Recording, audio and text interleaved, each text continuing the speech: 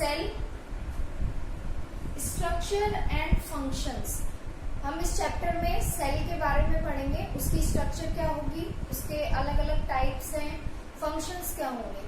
Previous video में हम पढ़ चुके थे सेल थ्योरी क्या होता है।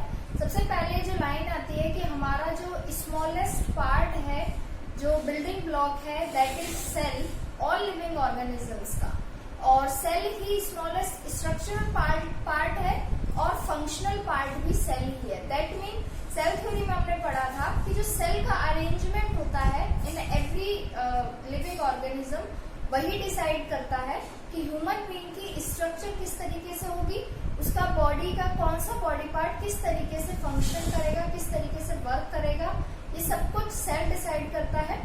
और ओल्ड सेल्स जो होते हैं वो ही न्यू सेल्स में डिवाइडेड होते रहते हैं, कोई भी नई सेल नहीं बनती है। और हमने पढ़ा था कि किसी भी ऑर्गेनिज्म का जो बॉडी टाइप है वो बड़ा होने से दैट नॉट मीन कि उसके सेल का साइज भी बड़ा है। इसके बाद हमने टाइप्स ऑफ सेल पढ़े थे। Unicellular, that mean those organism having only single cell, पूरा फंक्शन, पूरा उनका बॉडी का वर्क, पूरा स्ट्रक्चर सिर्फ एक सेल पर डिसाइडेड होगा, that is unicellular organism. Example हमने पढ़े थे amoeba, protista, bacteria. And second is multicellular, that mean more than 2 cells. Organisms having more than 2 cells in their body are called multicellular organisms. उनका जो body का structure होता है cell के arrangement के अकॉर्डिंग डिसाइड होता है, और बॉडी का कौन सा पार्ट कौन सा वर्क करेगा ये भी सेल ही डिसाइड करती है। और मल्टीसेल्यूलर में सबसे फर्स्ट एग्जांपल हम आते हैं ह्यूमन बीइंग्स। तो यहाँ तक हम पढ़ चुके थे। इसके बाद हमने लेवल पढ़े थे कि हमारा जो एक वर्ड है, हम जब बार बार बोल रहे हैं living organism and non living organism, that mean what is a organism, क्या होता है ऑर्गेनिज्म, कैसे बनता है। तो अभी हमने पढ़ा है स्मॉलेस्ट पार्ट जो है दैट इज सेल। तो सेल और सेल मिलकर टिश्यू बनाते हैं, टिश्यू मिलकर आगे ऑर्गन बनाते हैं, ऑर्गन मिलकर एक कंप्लीट ऑर्गन सिस्टम बनाते हैं, और कंप्लीट सारे ऑर्गन सिस्टम्स जब एक जगह हो जाए तो वहां एक ऑर्गेनिज्म फॉर्म होता है। क्लियर? तो अब इसके बाद इसकी डेफिनेशन किस तरीके से होती है। सेल तो हम पढ़ चुके हैं, टिश्यू मीन एक group of cell is called tissue.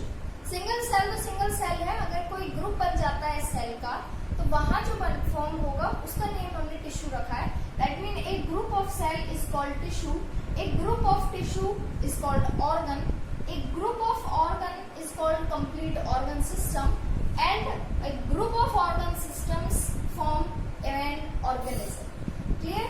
तो ये इसके स्टेप्स हैं। सबसे पहले आता है cell, then tissue, then organ system, and then completely एक ऑर्गेनिज्म फॉर्म होता है। नेक्स्ट टॉपिक है हमारा पेज नंबर 91 पर, levels of organisation in multicellular organism. हम यूनिसेल्यूलर अब बाद में पढ़ेंगे, मल्टी सेल्यूलर के ही ये लेवल्स हैं, किस तरीके से एक ऑर्गेनिज्म फॉर्म होता है। Every organism begins its life as a cell. जो भी ऑर्गेनिज्म है लिविंग, उनका सबका जो लाइफ है वो एक सेल से ही स्टार्ट होता है। The cell divides and redivides to increase in number. अभी पहले भी हम पढ़ चुके हैं कि कोई भी सेल नया नहीं उगता है कहीं से भी। एक सेल के 2 पार्ट होते हैं, फिर 2 में से 4 होते हैं, 4 में से 8 बनेंगे। तो इस तरीके से सेल का जो नंबर है वो बढ़ता है। Every cell in the body performs a specific function, और एवरी सेल का, क्योंकि यूनिसेल्यूलर में एक सिंगल सेल होती है जो सारा काम संभालती है, बट मल्टी सेल्यूलर में जब सेल अलग अलग होती है तो सबके फंक्शंस अलग अलग डिसाइडेड होते हैं। The cells performing similar function form a group. अब जरूरी नहीं है कि सारी जितनी भी बॉडी में सेल्स होंगे, हमारी बॉडी में ट्रिलियंस ऑफ सेल्स हैं, तो ये सारे ट्रिलियंस ऑफ सेल्स वर्क नहीं करते हैं, अलग अलग। कुछ सेल्स ऐसी होती हैं जो सेम वर्क करती हैं, तो जो सेम वर्क करती हैं सेल, उनका एक ग्रुप बना दिया जाता है जिसे टिश्यू बोला जाता है। सिमिलरली टिश्यू अलग अलग हो जाएंगे, अलग अलग ग्रुप बन जाएंगे सेल्स के, तो अलग अलग टिश्यू हो जाएंगे। अब कुछ टिश्यू भी ऐसे होंगे जिनमें कुछ कॉमन होगा, वो एक ऑर्गन बनाएंगे मिलके। तो कॉमन थिंग्स के अकॉर्डिंग ही ये जो स्टेप्स हैं ये बनाए गए हैं। टिश्यू, तो बता चुकी हूँ मैं, ग्रुप ऑफ सेल्स फॉर्म करता है एक टिश्यू को। The organs are arranged in a specific manner to carry out a complete body process. Tissue, this group of cells is called tissue. The tissue performing similar functions also form a group. अब कुछ tissue ऐसे होंगे जिनमें कुछ ना कुछ common होगा, फिर उनका एक ग्रुप बनाया जाएगा। This group of cells, this group of tissues is called an organ. The organs are arranged in a specific manner to carry out a complete body process. This arrangement of organ is called an organ system. So nostrils, trachea, bronchi, lungs and diaphragm arranged to form respiratory system. अब ये जो सारे हैं ये अलग अलग जो है टिश्यू हैं जो मिलकर एक कंप्लीट ऑर्गन सिस्टम बनाते हैं, जिसको हम रेस्पिरेटरी सिस्टम के नाम से पढ़ते भी हैं। Various organ systems are arranged to make an organism. जैसे रेस्पिरेटरी सिस्टम है, ऐसे अलग अलग सारे सिस्टम मिलकर एक कंप्लीट ऑर्गेनिज्म फॉर्म करते हैं। For example, an organism like human being, dog, cat etcetera is actually an arranged group of different organ systems like respiratory system. कौन कौन से हो सकता है? डाइजेस्टिव सिस्टम, जो हमारे जो भी हम खाते हैं, न्यूट्रिशन लेते हैं, उसका डाइजेस्टिव जो वर्क करता है वो डाइजेस्टिव सिस्टम करता है। सर्कुलेटरी सिस्टम, कोई भी खाना है या फिर वाटर है, जो भी हमारी नीडेड है, गैस है, हम ऑक्सीजन गैस लेते हैं, सब कुछ सर्कुलेट करना पूरी बॉडी में, उसके लिए एक सर्कुलेटरी सिस्टम होता है। एक्सक्रिएटरी सिस्टम होता है, जो हमारा बॉडी का जो भी वेस्टेज है, चाहे वो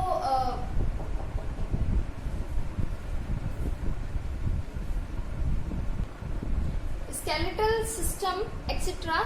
The above discussion can be summarized as, अब हमने जितना भी थ्योरेटिकल पार्ट में पढ़ा है वो हम किस तरीके से लिख सकते हैं कि then cell plus cell form करता है टिश्यू को, टिश्यू से बनता है ऑर्गन, एंड ऑर्गन फॉर्म करता है ऑर्गन सिस्टम को, एंड ऑर्गन सिस्टम एक कंप्लीट ऑर्गेनिज्म बनाता है।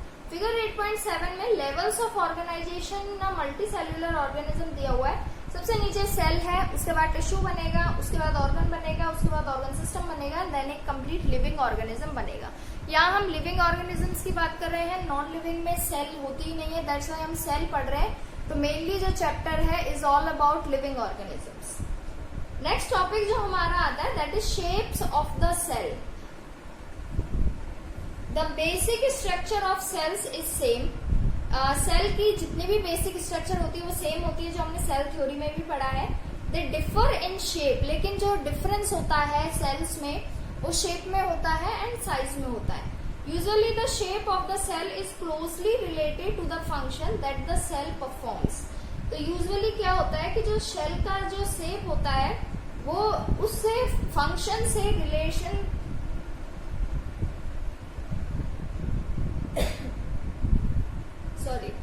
The general shapes of a cell are round. Normally जो हम शेप पढ़ते हैं सेल की वो राउंड होती है, स्पेरिकल हो सकता है, लॉन्ग हो सकता है, पॉइंटेड हो सकता है एंड ब्रांच भी हो सकता है, क्योंकि अभी हमने पढ़ा है कोई भी न्यू सेल कहीं से नहीं उगता है, एक ही सेल में से ब्रांच के थ्रू ही दो नए सेल बनते हैं, देन 2 सेल से 4 सेल्स फॉर्म होते हैं।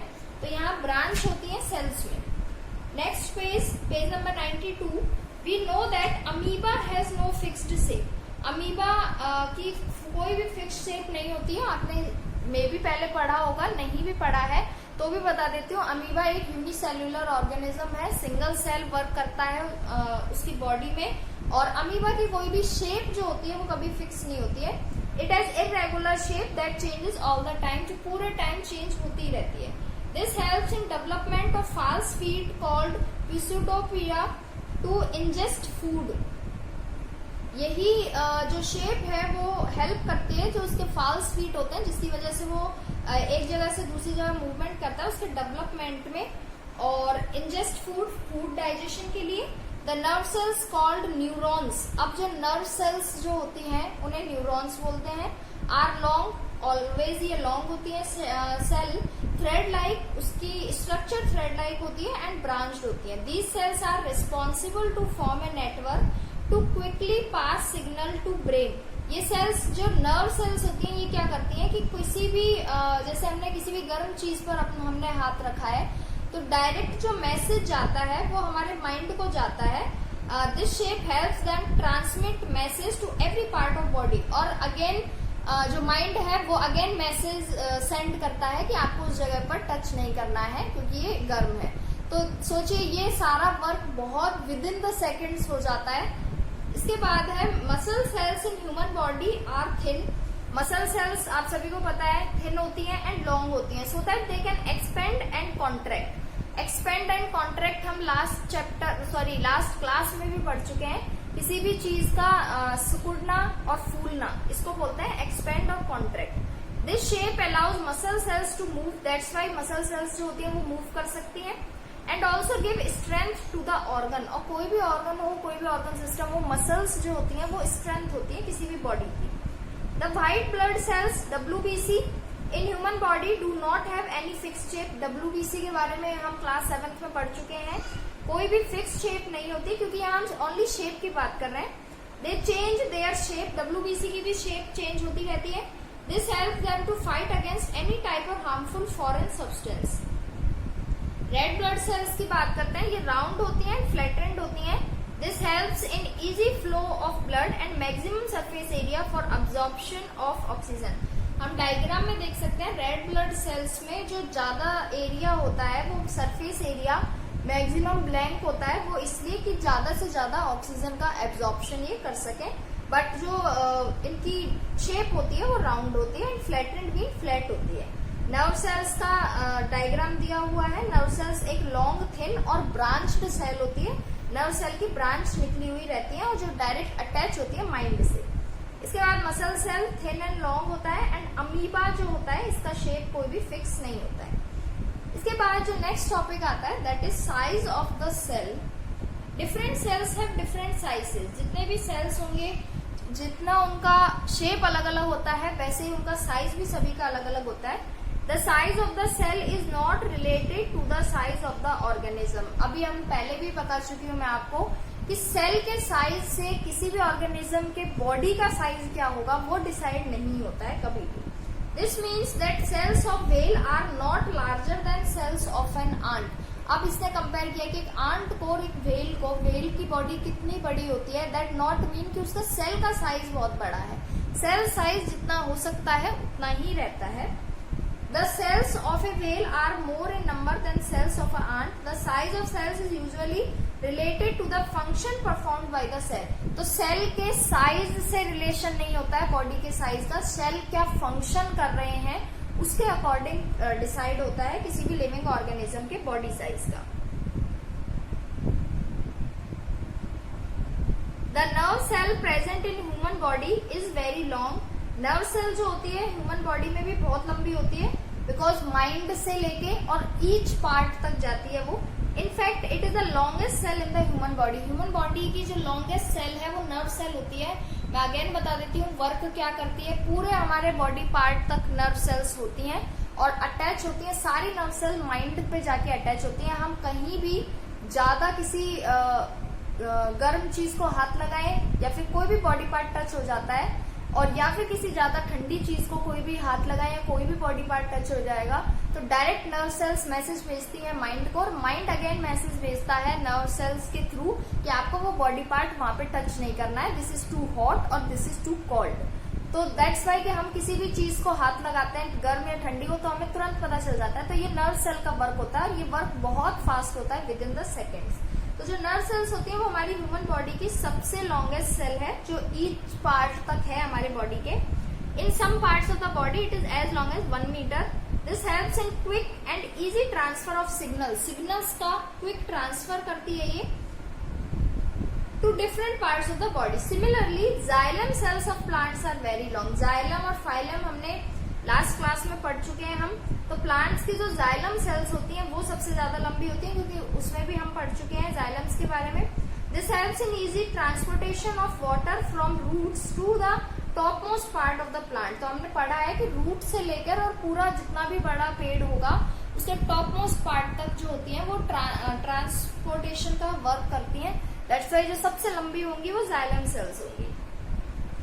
इन our body blood cells are the smallest cells. तो आपको याद रखना है longest cell is nerve cell and blood cells are the smallest cells. The size of a cell is measured in micrometer or micron. अब जो size होता है किसमें हम मेजर करते हैं मीटर आप सभी को पता होगा, तो माइक्रोमीटर में इन्हें मेजर किया जाता है।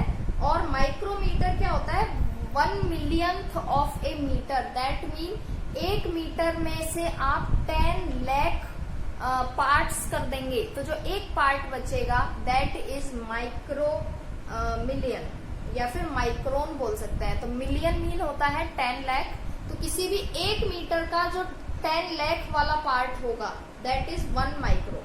The smallest cell may be as small as 0.1 to 0.15 micron and longest cell as long as 1 metre. 1 metre हो सकती है लंबी से लंबी, जितनी भी हाईएस्ट रेंज है वो 1 मीटर है, और लोएस्ट जो है वो 0.1 to 0.15 micron. However, the average cell size varies from 0.5 micron to 20 micron in diameter. Diameter दिया हुआ है किसी भी एवरेज सेल का। एक एक्स्ट्रा माइल है, the egg of the hen is a single cell which can be easily seen within the naked eye. एक जो hen का जो egg होता है वो सिंगल सेल का एग्जाम्पल है। The egg of a ostrich bird is the largest cell known. आप सभी को पता है ऑस्ट्रिच जो egg होता है वो लार्जेस्ट सेल होता है। It is generally 13 centimeter to 17 centimeter in measurement. The bacteria is the smallest cell known. अब तक का जो सबसे छोटा सेल डिस्कवर हुआ है that is bacteria. It is generally 0.0001 mm to 0.0005 mm in measurement. In other words, bacteria measures from 0.1 micron to 0.5 micron. तो 1 mm का जो काउंट है दैट इज 1000 माइक्रोन्स। इसके बाद एक टेबल दी हुई है जिसमें average size of various cells बताया है। रेड ब्लड सेल्स का जो साइज होता है दैट इज 6 to 8 माइक्रोन्स। ये आपको याद रखना होगा।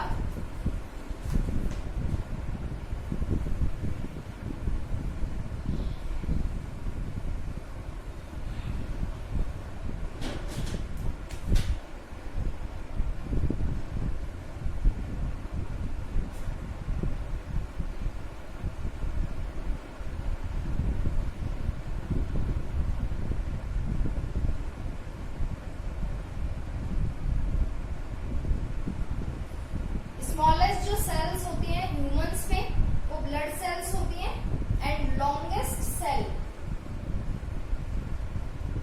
Is nerve cell. इसके बाद आरबीसी 6 to 8 माइक्रोन्स, किडनी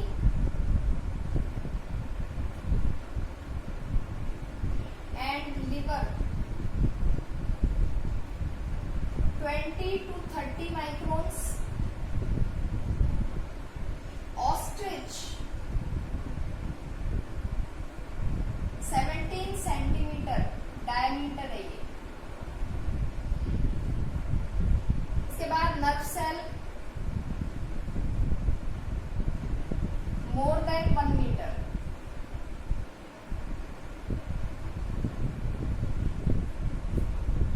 इसके बाद है ह्यूमन एग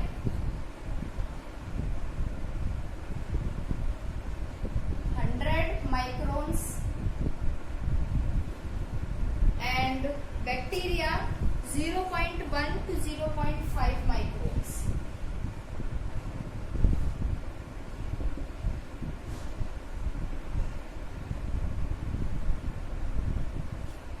तो ये हो गया जो हमने पढ़ा है shape of the cell and size of the cell. हमने ये 2 टॉपिक कंप्लीट किए हैं।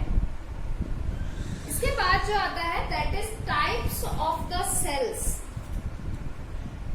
4 टाइप हम इसमें पढ़ेंगे। Plant cell and animal cells अलग पढ़ेंगे। पेज नंबर 93 पर है प्लांट सेल और एनिमल सेल। प्लांट सेल क्या है? Cells found in parts of plants are called plant cells and animal cells cells found in parts of animals are called animal cells. जिसके बारे में plant cell और animal cell के बारे में आगे कंप्लीट डिटेल है।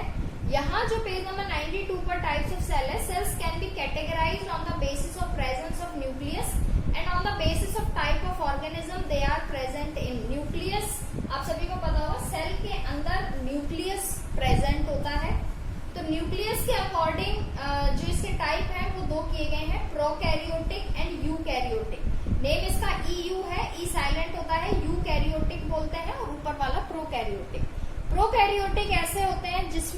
भी जो न्यूक्लियस है वो डिफाइन डेफिनेट नहीं होता है, और यूकैरियोटिक में जो न्यूक्लियस होता है वो कंप्लीटली डिफाइन होता है, फिक्स होता है। जैसे अभी हमने एक अमीबा पढ़ा था, दैट उसका शेप क्लियर नहीं होता है, तो उसका इस तरीके से हम किस भी तरीके से शेप बना सकते हैं, क्योंकि उसका वो एवरी टाइम चेंज होता है शेप। तो ये उसका शेप है।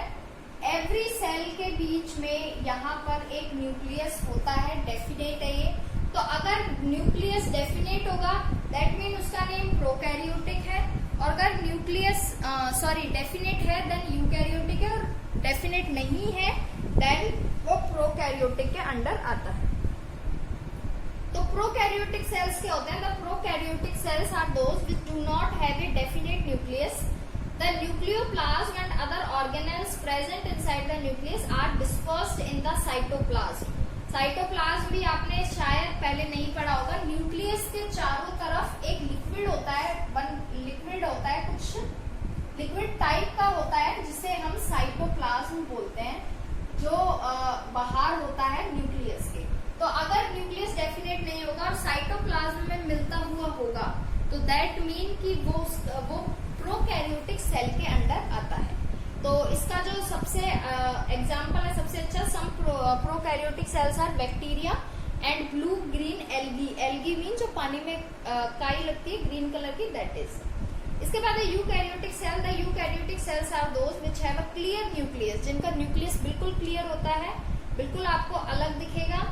In other words, eukaryotic cells are those in which nucleoplasm is separated from cytoplasm. सब कुछ अलग अलग होता है by nuclear membrane. बीच में न्यूक्लियर मेम्ब्रेन एक थिन शीट होती है जो सब चीजों को अलग अलग करती है, न्यूक्लियस को साइटोप्लाज्म से, साइटोप्लाज्म को न्यूक्लियोप्लाज्म से, सब कुछ अलग अलग रहता है। तो वो यूकैरियोटिक सेल होता है। प्रोकैरियोटिक में ये मेम्ब्रेन नहीं होती, तो सब कुछ घुला मिला रहता है। Eukaryotic cells are present in all living being except bacteria and blue green algae. अब दो एग्जांपल जो प्रोकैरियोटिक के हैं, बैक्टीरिया और ब्लू ग्रीन एल्गी को छोड़ के बाकी सब यूकैरियोटिक सेल हैं। अभी मैंने जो अमीबा बनाया है वहां न्यूक्लियस डिफाइन होता है, साइटोप्लाज्म भी अलग रहता है, बस जो शेप है वो आप कैसे भी बना सकते हैं अलग, क्योंकि एवरी मिनट वो अपनी जो शेप है वो चेंज करता है। On the basis of type of organism found in cells can be classified as plant cell और animal cell, जिसका हम डिटेल नेक्स्ट वीडियो में पढ़ेंगे, जिसमें पूरा डिटेल पढ़ेंगे with the diagram. Page number 93 पर डायग्राम है, एक प्लांट सेल का भी है और एक एनिमल सेल का भी है। साइड में पार्ट्स हैं, उन पार्ट्स के बारे में भी कंप्लीट डिटेल हम पढ़ेंगे नेक्स्ट वीडियो में। इस वीडियो में आपको क्या करना है, मेन पॉइंट्स बनाने हैं, टॉपिक डालेंगे आप, शेप ऑफ द सेल, और जितनी भी शेप बताई गई है सबका नेम एंड उसके आगे उसकी शेप कैसी होगी। Similarly size of the cell, जो भी हमने इसमें थ्योरी में पढ़ा है वो आपको एज अ पॉइंट्स कॉपी में नोट डाउन करना है विद द टेबल जो पेज नंबर 92 पर है, एंड प्रोकैरियोटिक एंड यूकैरियोटिक की, प्लांट सेल की और एनिमल सेल की डेफिनेशन के साथ।